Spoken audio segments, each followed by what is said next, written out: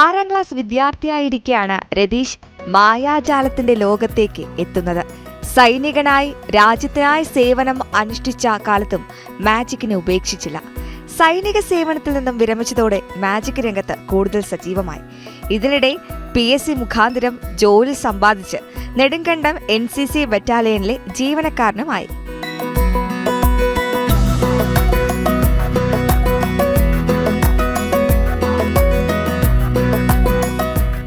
ജോലി തിരക്കുകൾക്കിടയിലും വിവിധ വേദികളിൽ മാജിക് അവതരിപ്പിക്കാൻ രതീഷ് സമയം കണ്ടെത്താറുണ്ട്.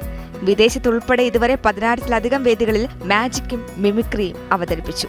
കഴിഞ്ഞ 32 വർഷമായിട്ട് ഞാൻ മാജിക് ഒപ്പം മിമിക്രിയും കൂടെ ഒരു കലാരൂപത്തെ കൊണ്ടുവരികയാണ്.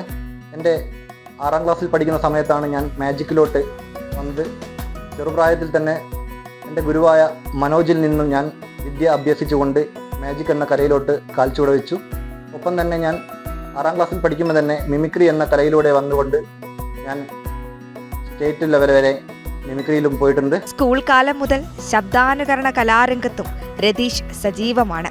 ചുറ്റുപാടുകളും പ്രകൃതിയുമൊക്കെയാണ് രതീഷിന്റെ ശബ്ദാനുകരണ കലയിലെ താരങ്ങൾ.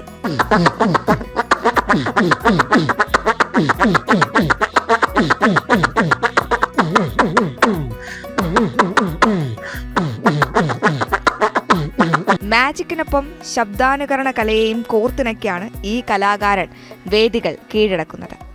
ന്യൂസ് ഡെസ്ക്, ജനം.